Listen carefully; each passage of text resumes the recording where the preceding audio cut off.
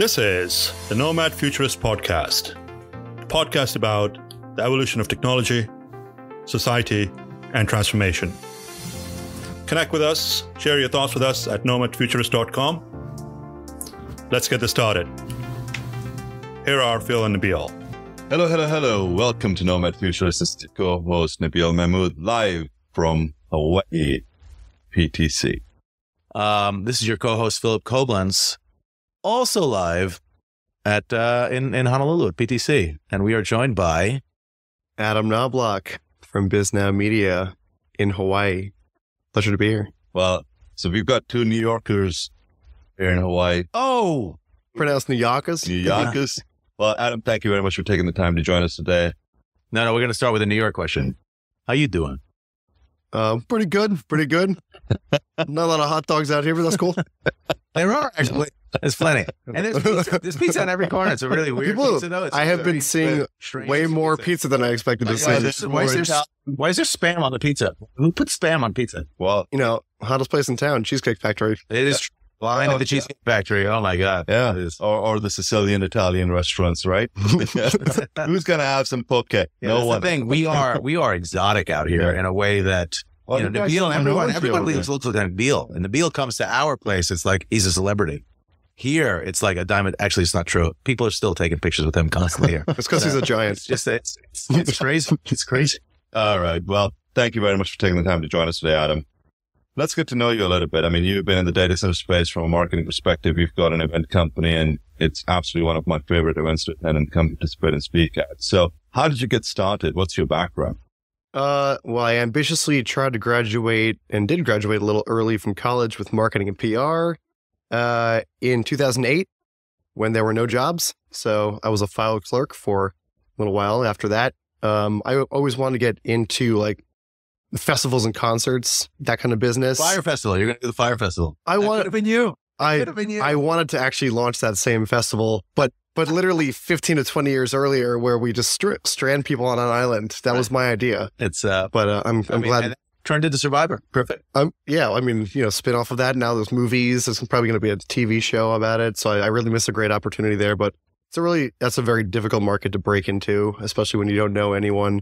So I fell into, after a couple of marketing jobs after college, I fell into an event production company for commercial real estate, non-data center. In 2010.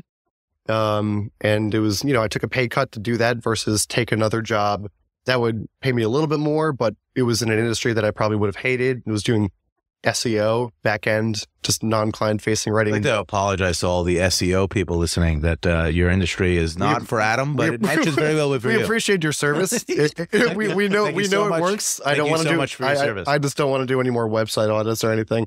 But yeah, so, got into that and enjoyed a couple of people I worked with there.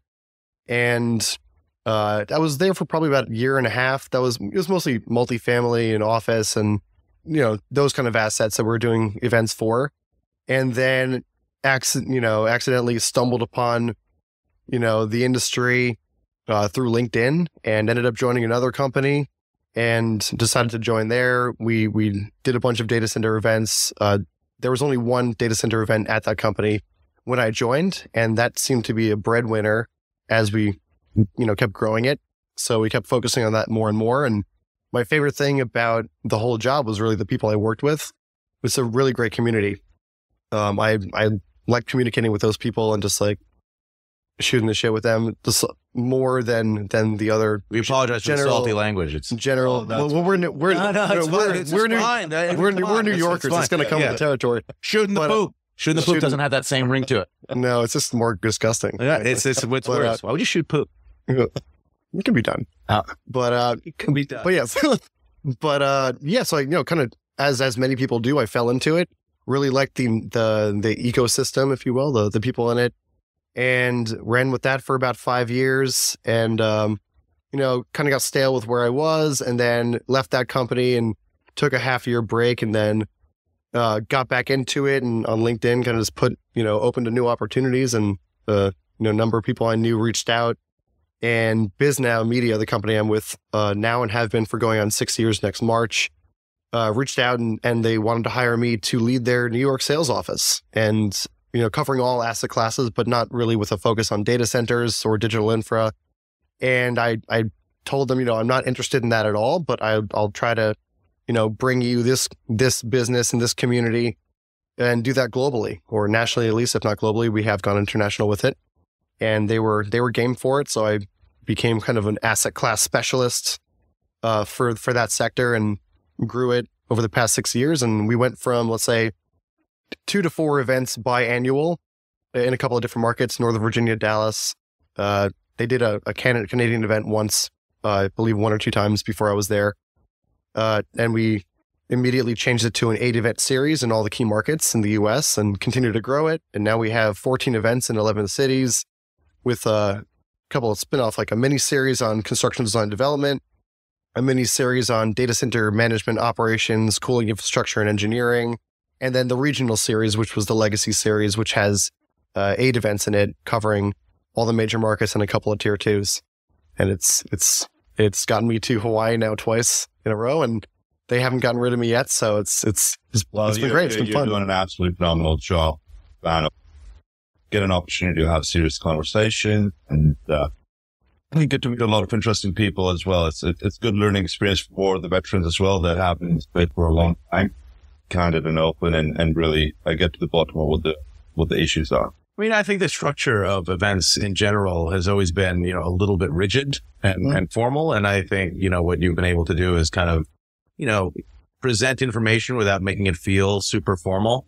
And I've always, this is like every industry that's fun. It's a relationship based industry, right? So if you run an event that it gives you that kind of accessibility without the rigidity, I think it's fun. So yeah, you're doing a good job. Yeah. Plus you've gotten rid of PowerPoint, death by PowerPoint. So that's great. Let's step back in time. For what I know of you, you are a fan of music. Yeah. Was that something that you wanted to pursue? No, for specific. So both my parents are professional musicians, classically trained, and they're both teachers, music teachers. My dad taught at the high school I went to. He's the orchestra teacher, but also. Did you grow up in New York? Yeah, Westchester, about an hour 15 outside New York City. So went there as a kid, going concerts and just hanging out a little bit. But I'm not a real New York City New Yorker, so I will not claim to be. But I've been there for a while, so I enjoy it. But yeah. So also my dad's from the Bronx and my mom's from Queens, so I can throw that out there. But I live in Brooklyn, so you've got. And I live in Brooklyn, all the boroughs. You've got all covered. Yeah, we're covering them. Yeah. But yeah, with that said, my parents are both musicians, and they teach private lessons every weekend, and throughout the week they still do. They're both retired now. What do they play? My dad is classically trained cellist, but he also, as a teacher, plays contrabass, the upright bass, a little bit of violin and viola because you have to dabble a little bit, and then piano, but not that much.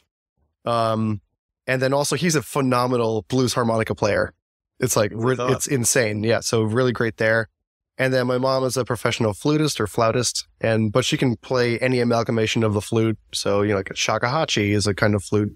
And she had to dabble in some other wind instruments when she was teaching in elementary school there. So, pause for a second and just appreciate the word shakuhachi. I mean, I'm just lost to what shakuhachi. I was lost after flutist. Flautist. Yeah.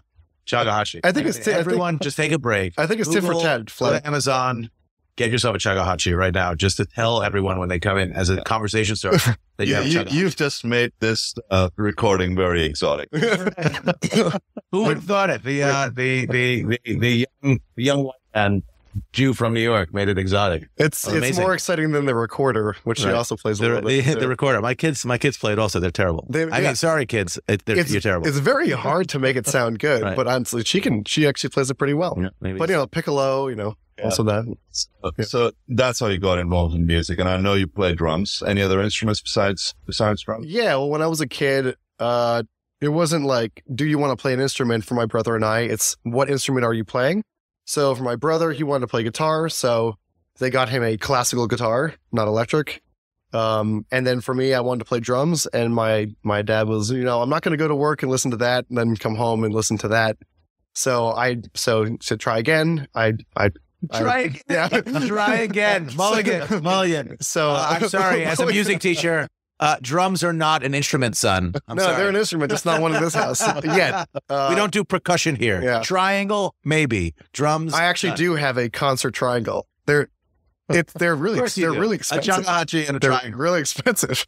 They're really nice. So I played saxophone. I play all the saxophones except for the soprano because Kenny G ruined that for everyone. Right. I mean, it's not for they made a lot of money in elevators. I appreciate how long he can hold one note by circularly breathing, but it doesn't impress me.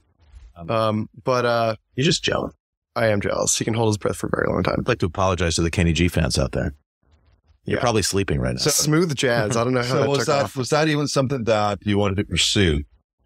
No, because I never wanted to lose a passion for it. I was afraid, and they didn't lose their passion for their instruments, but my fear kind of growing up was that I would get into the profession of playing an instrument and then I wouldn't love playing it. I would just be playing it to make money and support myself. So it's always been on the back burner. I'm in a band now. I was in a band for 5 years a couple of years ago, which was really fun. And some bands in high school and stuff. That's all those bands are drums. Although I have played saxophone. The drums. You finally got the drums. Well, in 10th grade, my parents finally got me a drum set. Because and then moved into the basement. Right. Yeah. Sure. You'll be in the garage. Your drum set. I was in the garage. See that? But, and it's surprising because, you played in the garage and if the garage door's open, the people around the neighborhood, some of them would actually be like, we like what you're doing. Right. And I'm like, really? All right, that's cool. Because I thought it would be very, disruptive. Tomatoes. Yeah, I think the drum set in an apartment. Thankfully, you were in the suburbs, right? So in an apartment suburbs, setting, in Brooklyn, it'd probably be frowned upon for you to have a full drum set. Do you? I have a drum set in my apartment. Oh my God! Everyone in your building in Brooklyn, Adam is the reason you're not sleeping at night. It is electric, but I will say I play it with my enormous Roland speaker much more than over my headphones. But in my area, people play loud music all the time, so I feel like I'm not. Right. And I do it in courteous hours. All right. Always thinking of others, Adam. What did you want to be when you were growing up? What was that one thing that you were passionate about besides music? Yeah, I mean, honestly, I wanted to festivals and concerts. I wanted to be the guy who was putting on these big concerts and then shows and stuff and being in that whole scene. But it's really hard to get into there. You need to know people. And then when I graduated, I tried to get into some of those companies, and what is very common, like Live Nation, what that not kind of thing. Live Nation, Founders Productions, which got acquired by Live Nation. I think by now they do the Governor's Ball, Governor's Ball festival, and a number of other ones. But some organizations like that, big production companies, you reach out with no experience and you try to get a job there, and they're like, oh well, you can volunteer at this festival, and hand it. I'm like, I have rent, I have to get paid, so it wasn't in the cards. So, I had a couple of different jobs in marketing and whatever I could find back in 2008 and 2009. And then fell into this event space after that, to just get into events. So it's sort of similar. I mean, there is still some rock stars in our industry, but not as good as. And a number of musicians. Rob Rockwood from Savvy is a drummer. You have the Alley Cats, who is a data center industry band who, I should probably have play at one of my festivals. Fire 2.0. Fire 2.0. One of my conferences. A lot of music. Yeah, it's always fun when I hear about a musician in the industry. But yeah, so it's a step away, and then I got into the event space, and it's just so fun because it's the human experience, and we do a lot of work putting the whole thing together, and from production to marketing to coordination, which gets less appreciation than anyone, but is critical to making it all happen. And then obviously sales to make sure we get it funded and we can put it on and feed everyone.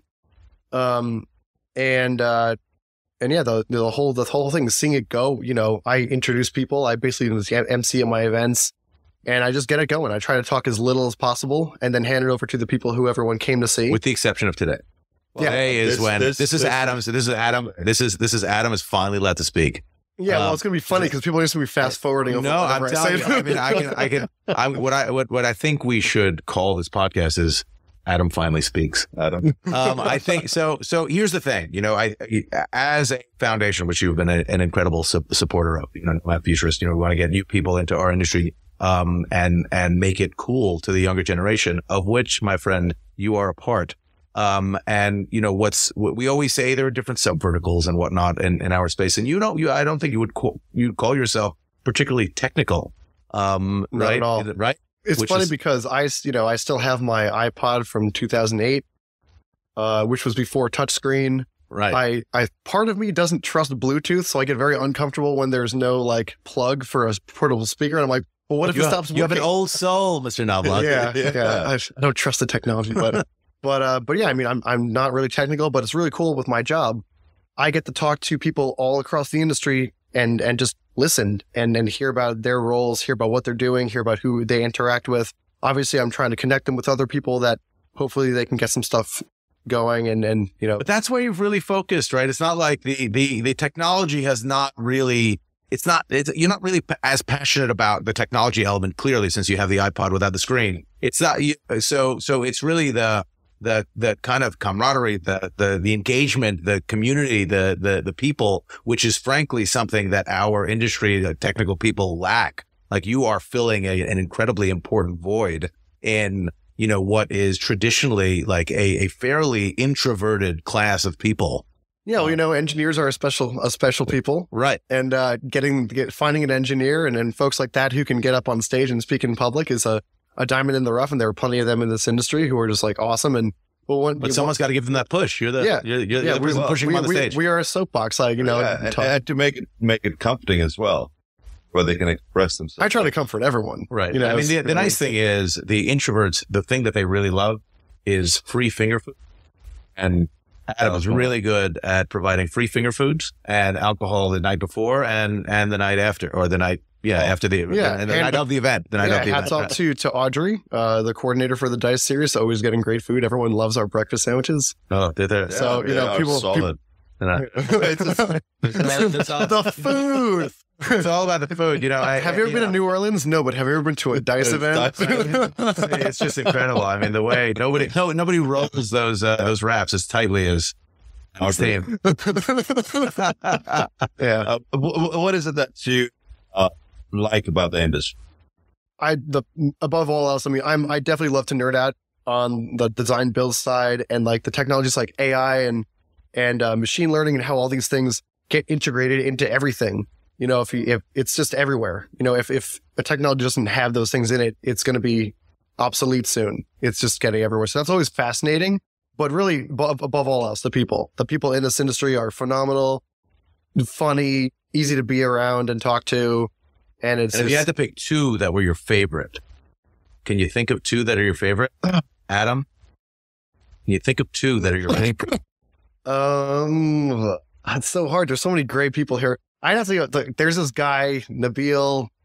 He loves dying, but he always comes back. It's wild. Like human boomerang. Yeah, human boomerang. He's a humerang. Yeah.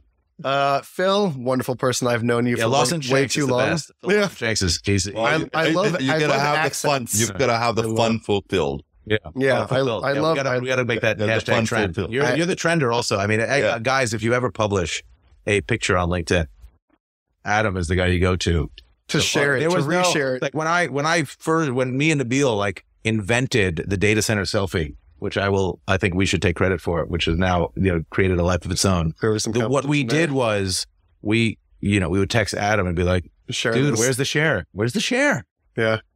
I gotta say, whenever there's an announcement, I love a text from Phil at 4 a.m. saying, help here. Yeah. But I wake up and I wake to do it immediately. No, you don't wake up to do it. You're playing your fake drums. What are you talking about? Hashtag fake drums. They're real. You said earlier that you are still using your iPod with fun. Yeah. Which for the kids out there is like a cell phone except without any phone functionality. Yeah, my belief is that Apple doesn't make it anymore because it was just a phenomenal product that wouldn't break. And that's why it still works. And I will never, but the problem is I can't update it because if I plug into any computer, they're going to find it. Right. And they're going to shut it down. They're going to find it. That's what happened. Come and get it. Right. One thing I use. There's a Liam Neeson voice in there somewhere. I will find you. I'll find you. I will destroy. One of my favorite things to use it for is Tim, we know your thing. Tim Cook. This is to address to Tim Cook. Leave Adam Knobloch's iPod alone, please. Yeah, I don't know who you are. He's still doing the Liam Neeson. Just finish the podcast in that voice. Yeah, we'll have to do it. We're going to come back to it. The best thing is, for it, I have my portable speaker, which has a plug so I can plug it in. Don't have to use Bluetooth for it. Of course. And I plug the iPod into one of the bathrooms for barbecues, and then you get bathroom music. Wow, it's really nice. I stole that from hotels. The barbecue bathroom. Bathroom music is really how you set yourselves apart. There's energy right there. Are there finger foods also in the bathroom? And it's a little. No, but it always weirded me out how some of those, Febreze sprays are just, food smell. Like, I'm done in here, but, apple cinnamon. Apple cinnamon. Fresh fruit. Right. So jokes aside, you do. Jokes aside, podcast over. Yeah. All right. See ya. Thank you, ladies and gentlemen. He still geeks. Where's the content? Geeks out, right? Patch. I know you quite well. At least that's what I think. You are very, very passionate about technology, and you get into the conversation. And the greatest thing about you is that you simplify for an average bear to understand. That's who I am. I am the dumbest person in the room every time, and I just get to learn from everyone around me who is willing to speak and attend our conferences, or even have a meeting or whatever. And then smile and nod as I talk. Yes, of course. No one does that better than me. So what's next for Adam? What's next? Time for you to start planning for the future, Adam. I try to, just, with PTC here, really the way I plan is I just post a photo of the clouds and then, see what happens. And it always turns out really well. A lot of meetings and stuff. But planning ahead with this 14 event series, we've done Europe a couple times, and Bisnow is active there. In mostly UK and then Ireland. We've done data center events in the UK and London. We've done them in Toronto. I'm taking a step back from international to do more in the US and focus on that for this year. But I would love to expand to other markets, both in the US and elsewhere around the world. Mostly it will probably have to start in, again, Western Europe, and then give Canada another run. And I think Latin America is a really exciting place. I know, Michael Ortiz is doing his thing out in outside Mexico City. That's I believe exciting. It's pronounced Ortiz. Querétaro. I can't roll my tongue. I literally can't do that. It's very embarrassing. Are you serious? You both? That's the only way. You're just going to purr me all day. Yeah. How long do we have on the recording? Yeah, but anyway, so doing some stuff out in Mexico, and then opening it up in Latin America would be really awesome. There's a lot happening in Africa also. Is that a little too far for you? Yeah. So I like traveling. People have asked about Africa, and then that's the first one, and then Asia. And the reason why it's going to be very difficult to expand to those markets is simply because of how long it takes to get there, the time difference, doing business in the U.S. simultaneously over there. So I'll remind you, we're sitting in a place that was an 11.5-hour direct flight from Jersey for me. Right. Although I guess you weren't at home when you. No, I was. I had. Oh. Yeah, I was. I was in Southeast Asia. I wanted to sleep in my own bed for a few days before going back out. Southeast Asia. Yeah, a place that's too far for you to have Bisnow. Honestly, the 15-hour flight was much easier. That was my longest. I've never done one of those, but the straightaway, both there and back, was easier than I thought it was going to be. But when I come out here to Hawaii, I like touching down in LA, grabbing a beer and a burger, and then doing the other 5 hours. But in those markets, it's not necessarily the people from the U.S. that have to travel. They have their own community of people that I'm sure would benefit from, a exactly. regional event. So the things with launching a new event or launching a new market, you have to build the list. You have to get the support out there. We don't have an editorial platform out in APAC right now. We don't have it in Latin America, but we are expanding to, I believe, at least in Latin America. So if the original question was, what's next on the roadmap, that may be on the roadmap. I'd say Latin America could be another one that we get into earlier than other markets outside the U.S. Sure. But obviously, other markets in the U.S. still could be viable, like the smaller ones, like St. Paul, and the Carolinas, North Carolina, doing an event in the Carolinas. I think that could be the future. According to Adam, the future St. Paul, Minnesota. St. Paul. Just that's my takeaway. St. Paul. St. Paul. All roads lead to St. Paul. Yeah. Honestly, like, you know, if I did one in North Carolina, it'd probably have to be in Charlotte, but I would prefer to do it in Nashville. Asheville's awesome. Look at Adam knowing 2 different cities in North Carolina. Amazing. Raleigh, Durham, Chapel Hill, all the. Come on, let's see how many. We're going to do North Carolina off right now. How many cities in North Carolina can you name? We're going to have to cut this segment short because there's so much more. There's so many other things to talk about. We don't want to go there. The last one he was on was 3 hours. I know. We're competing. We're coming for you, Mr. McCall. There is a possibility that you're going to explore potentially the second tier market. Yeah, topic-wise content. I wanted to expand this. Maybe having a spin-off event that more pointedly talks about the network side of the business, the telecom side, because it's all connected. And when we have the DICE events, generally it's more design build, facilities, site selection, capital markets, all those topics. And network is the lifeblood. You know, if the data center is the heart, the network is the veins pumping blood to the heart. So obviously it's always in there as a conversation piece, usually in like a site selection conversation, or if someone dares to drop the word edge, then it comes up. But having fighting words. Yeah. But you know, having an event dedicated to that, which already exists, obviously, to support that specific community, I think would be cool. It's a lot of work though. So it's fitting it in, you know, another event. You've been at DICE now, what, 6 years?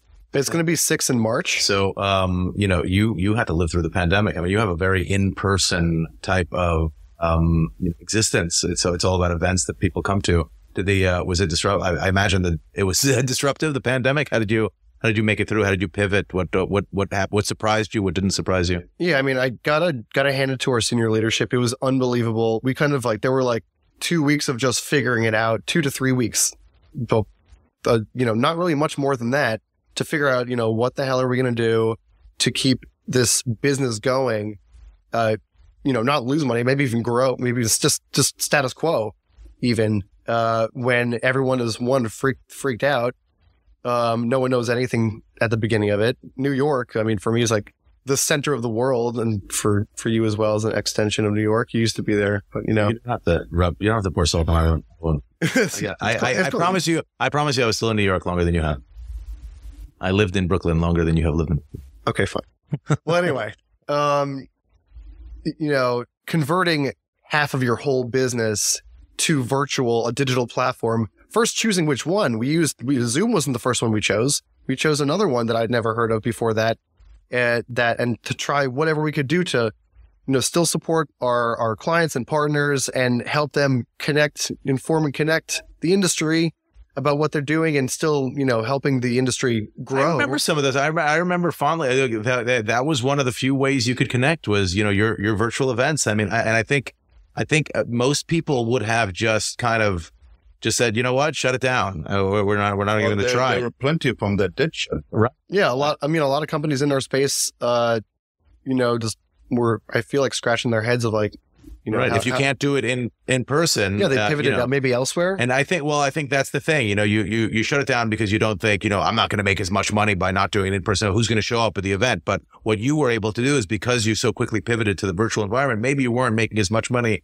as you would have at an in-person event. Obviously, the production costs are also different. Yeah. But you stayed relevant, right? You stayed in the conversation. You stayed engaged with all your speakers and all those content producers that you had. And then as soon as, you know, things started easing up again, you were the only game in town, frankly. Right? It was absolutely exhausting. And me and all the other VPs and other directors at our company all became game show hosts for, one of my favorite things was, you know, choosing the intro music to all the things. And, you know, did you perform it? No, I already forgot the name of that flute. Did she break out Shakuhachi? Man, come on. Break out the Shakuhachi for your. So out of respect for both my parents, I did dabble or try to dabble in cello. Was not for me. I'm not a string instrument guy. I do suck at guitar. For flute, it's really hard to even make a noise. It's tough. Here's another word: embouchure. Putting the embouchure. God, look at you. Wow. Yeah, I think we Adam intro and outro. Embouchure. Being a host of webinars every week, we had to do like 2 to 3 a week. Is just very exhausting. And, you know, we had to fund them. So we were trying to find lead sponsors and our partners, and we went to our biggest partners and a lot of big companies who were really great partners of ours. backed off and didn't do anything. They're like, we're not down with digital. We're not doing it. Can you name them? Don't. No, we're going to skip that one. But a lot of companies just, there was like a period of like half a year where companies that I worked with for many years, just we didn't work together at all because they were just, we in person is the only thing that exists. Out of sight, out of mind, right? Yeah. But what I think one of the benefits of all this stuff is that a lot of these companies that were more hesitant with the digital platforms and even digital marketing, these things, who legacy companies didn't focus on at all, they dabbled in it and they're like, oh wow, this tackles all these other things that we can solve with it. Right. So it kind of helps. And ironically, the more we use those platforms, the more those companies who are housed in our data centers expand their operation. It's insane. We have to do more of that. It didn't hurt that the data center industry got some limelight during the pandemic, where people were like, oh, why does all this stuff work? Why is this industry maybe even recession? Or what is this industry? What is this industry? I think it was really great that people finally understood, what this infrastructure is all about and why it matters. Like the why is so important. It's not just what it is. Why is it important? Was it connected? Like, oh, I'm on Netflix and it's going slow. Now with our attention spans, I'm going to wait about 15 seconds until I go to Hulu and then watch something else or whatever, or do YouTube or whatever platform you choose. Yeah. But I mean, certainly did redefine pressure rate, helped a lot with knowledge and so on and so forth. How have things been from your point of view since to how we were prior to COVID? Yeah, so we were consistently hosting in-person events since August of 2021, which was still a weird time. Pretty early. We had mask like semi mandates. It was because we're in the US, UK, Canada, and Ireland, and events in all those locations, regulations were different even state by state. So we had to know what all the regulations were in every single market. Most of my colleagues and VPs and directors who lead a series of events in their own markets are in one main market or in a couple of markets. My series is the only one that goes around the whole country and then internationally as well. So I was just constantly like trying to stay up on, where are people more cautious about COVID and where do people need to wear masks and where are people more comfortable? Because, if you go to some locations, they're like, I'm not wearing this, and then we're not forcing people. And even that was difficult to stay up to date, monthly. And then also you can't accommodate everyone. People's comfort levels are going to be different. So to try and work that out and make sure everyone felt comfortable in this space, still get together, whether it's 6 feet apart or less, or, do an event outside and with open air and stuff like that. There are all these different nuances of the event space that evolved and we had to be cognizant of to make sure people were comfortable. And so you are. Is there still much of the digital virtual trade show in play, or is it done and over with? No, it's honestly, it's grown the industry. There are still virtual events. It's a great way for people to consume information. Do you live stream your events right now, or do you make them available for download? I know you. No, we're not. So during the early like August 2021 for a long time, we were live streaming all of our events, so people could buy a ticket and see the content. Obviously, you're not taking advantage of the networking aspect, which for our events, I'd say, or the finger foods, or the finger foods, or the breakfast sandwiches. So they're not taking advantage of that aspect, which is, I'd say, probably content to networking 50-50. When we do surveys after every single event, it usually, for at least my events, comes almost 50-50 on the nose, where, why did you come to this event? Both networking, content, which is great. Because people, I feel like they actually learn something, and it's fun to watch attendees like literally taking notes during the panels and actually sitting down and listening to the content. Yeah, and then asking questions as well. So you are unique in this space, and we have a really like brotherly type of relationship. I don't enjoy giving you That's the big brother. I do not enjoy giving you compliments, but I'm going to give you. Your better brother gives you compliments. I guess that would make him the middle. I don't know. Me, the middle. I'm the middle. Middle is always a tough spot. So, there are not a lot of people with your energy, your youthful disposition that have focused on, running events in the data center space. So do you think, obviously you have a team that's helping you logistically do all this stuff, but you really take the reins from engaging with the community. At some point there's going to probably have to be more, much to my dismay, more Adam Knoblochs out there. So hopefully not. Well, this is going to continue to grow. Obviously, this industry is going to continue to grow. Obviously, I know you don't believe this. You're going to get older, my friend. So that's not going to happen. The fountain of youth, and the fountain of youth has been found. So are the people on your team like engaging regularly with the folks in our space? Is there an active, are you actively recruiting for people to like recognize that the event space for data centers, like recruiting them into Bisnow? Is there an effort to do that, or are you just focused on running events?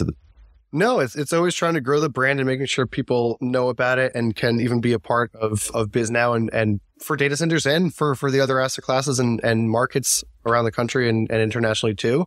I have an amazing team with a producer, Rima Rauda, coordinator, Audrey Sullivan. Camille Toomey is my inside sales, and she's going to be a business manager soon enough. She's awesome. Ashley Beck is my account manager, and she's was my delivery manager, and she got promoted, stayed with my team because she wasn't sick of me yet. So we'll see how long that takes. Isabel Berger is my delivery manager now, and they're all phenomenal. They're all like they're all like go-getters, and I think they love being on the team. Some of them are on other teams as well, and have their favorite. It's not me. The Dice series may be their favorite. Right. Who knows? I'm just, lucky enough to work with all of them. And, so we gotta be diplomatic. So knowing what you know and where you're at in your career and the exposure and experiences that you had, particularly in the data center industry, what would you tell the Knobloch? There are so many ways to get into this industry. Number one, the people in this industry are phenomenal, and it's interesting, what they're doing. It's required for society to grow and even sustain itself as we like it.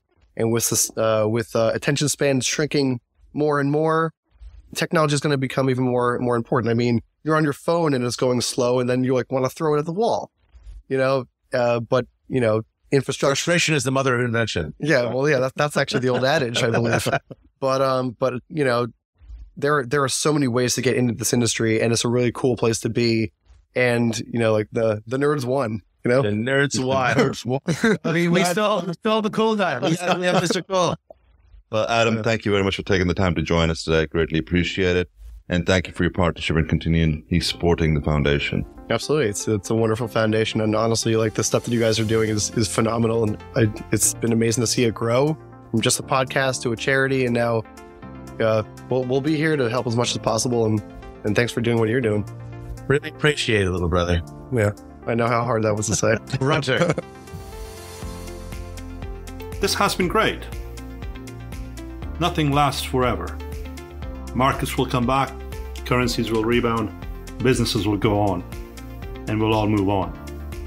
That could happen next week, next month, or next year. I'm confident that those who prepare rather than panic will come out of this stronger. Thank you for joining us. This has been brought to you by Nomad Futurist. Check us online at nomadfuturist.com.